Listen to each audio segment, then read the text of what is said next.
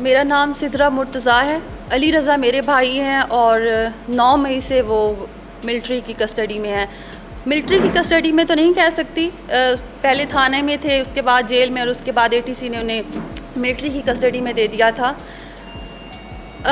ATC نے کہا تھا کہ ATC نے جب ان کو کسٹڈی میں دیا تھا تو اس کے بعد ان کے فوراً ٹرائل شروع ہو گئے تھے. جس طرح ایک جج صاحبان نے کہا کہ آپ ٹرائل کر دیں لیکن آپ ججمنٹ نہیں پاس کر سکتے.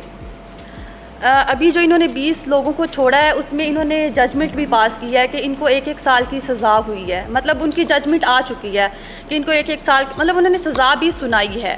یہ ہمارا سپریم کورٹ کا کام تھا. آج کی ہیئرنگ کی بات کی جائے تو ہمیں آج کی ہیئرنگ سے کچھ ہائی ہوپس تھیں, کیونکہ انہوں نے کچھ لسٹ فراہم کرنی تھی آج جج صاحبان کو کہ جن لوگوں کو 3 سال یا 3 سال سے کم سزا ہوئی ہے ان کی لسٹ دی جائے گی. لیکن آج وہ نہیں ہوا. آج پھر سے وہی لارجر بینچ والا مسئلہ, وہی ایشو اٹھایا گیا جس طرح پہلے والی ہیئرنگز میں ہو چکا ہے. کبھی یہ 5 رکنی بینچ ایک فیصلہ دیتا ہے, پھر اس کو کالعدم قرار دے دیا جاتا ہے, پھر لارجر بینچ کی اپیل میں ہم جاتے ہیں. اگر یہ سمجھتے ہیں کہ 9 مئی اتنا سیریس ایشو ہے تو پھر یہ لارجر بینچ بنائیں یا پھر یہ فل بینچ بنائیں. جتنا ان کے پاس ڈیٹا ہے وہ سارا فراہم کریں. ان کے پاس CCTV فوٹیج ہے جس کی بنا پہ انہوں نے سزائیں دی ہیں, جس کی بنا پہ ٹرائل ہوئے ہیں, تو یہ سارا ڈیٹا فراہم کریں.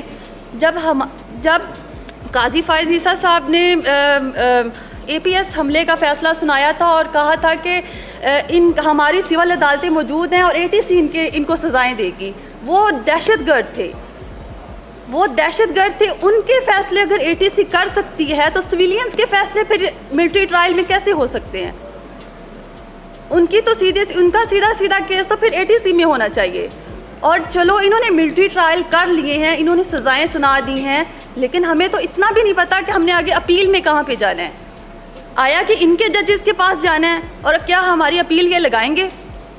6 ماہ ہماری اپیل ہی نہ لگے تو پھر ہم سال ذلیل ہوں گے. انہوں نے 105 لوگ پکڑ لیے تھے, ملٹری نے اپنی کسٹڈی میں رکھ لیے. عید کا موقع تھا, آرمی چیف صاحب ایک دفعہ ان بچوں کے پاس جاتے تو صحیح, ان کو دیکھتے, وہ دہشت گرد لگتے ہیں ان کو. کوئی انہیں PhD ہولڈر ہے, کوئی MPhil اسکالر ہے, کوئی ڈاکٹر ہے, کوئی CA کا اسٹوڈنٹ ہے, کوئی اپنا کاروبار کر کے, دہاڑی کر کے, اپنی محنت مزدوری کر کے اکیلا بندہ اپنے گھر کا روزگار چلا رہا ہے. وہ دہشت گرد لگتے ہیں. یہ مائیں بہنیں بیٹھی ہوئی ہیں, یہ دہشت گردوں کی مائیں بہنیں ہیں. خدا کے لیے آرمی چیف صاحب سے میری ایک ہی اپیل ہے کہ وہ ان بچوں سے جا کے ملیں, ان سے پوچھیں. ان کے چہروں سے لگتا ہے وہ آج بھی اتنے محب وطن ہیں. 10 ماہ ان لوگوں نے ملٹری کسٹڈی میں گزارے, وہ آج بھی اتنے محب وطن ہیں. آج بھی ان کے زبان پہ کوئی شکوہ نہیں ہے. آج بھی وہ یہی سمجھتے ہیں کہ ایک مس انڈرسٹینڈنگ ہے جسے سالو ہونا چاہیے. خدارہ اپنے سویلینز پہ رحم کریں. ہم دہشت گرد نہیں ہیں, ہمارے اوپر یہ نہ تھوپیں. دہشت گرد ایک بہت بڑا لفظ ہے, یہ گالی ہے. اس ملک میں اس کی کوئی گنجائش نہیں ہے. جمہوریت میں دہشت گردی کی کوئی گنجائش نہیں ہے. ہر پارٹی اس کے خلاف بولتی ہے, PTI بھی اس کے خلاف بولتی رہی ہے. ہمارا قصور صرف اتنا ہے, ہمارے ان بھائیوں کا, ان بچوں کا, ان بزرگوں کا اتنا قصور تھا کہ وہ اس دن صرف پرامن احتجاج کے لیے نکلے تھے, جو ہی اس ملک کا قانون ہمیں اجازت دیتا ہے. اگر ان سے کوئی غلطی ہوئی ہے, وہ اس قافلے کا حصہ بنے ہیں, اس ہجوم کا حصہ بنے ہیں جو توڑ پھوڑ میں ملوث تھا, اور وہ جذبات میں آ کے اس میں کوئی غلطی ہو گئی ہے تو اس کی اتنی بڑی سزا تو نہیں بنتی. 1 سال بہت ٹائم ہوتا ہے. انہوں نے مارے بھی کھا لی ہیں, انہوں نے سب کچھ برداشت کر لیا ہے.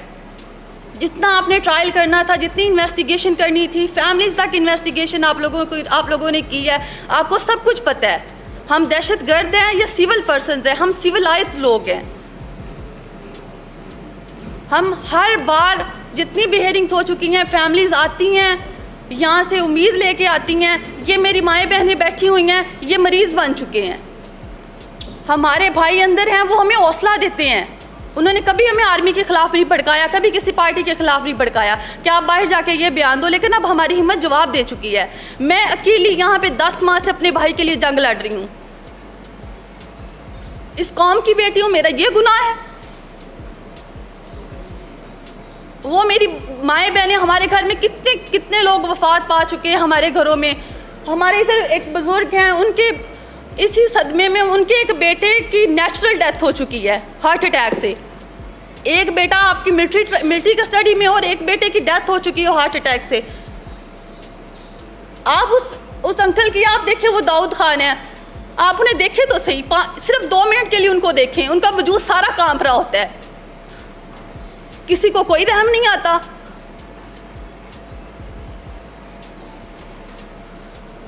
ہم صرف اپیل کر سکتے ہیں, ہمارا کوئی شکوہ نہیں ہے. انہوں نے 9 مئی کی انویسٹیگیشن کروانی ہے, نہیں کروانی ہے, ہمارا اس سے کوئی لینا دینا نہیں ہے.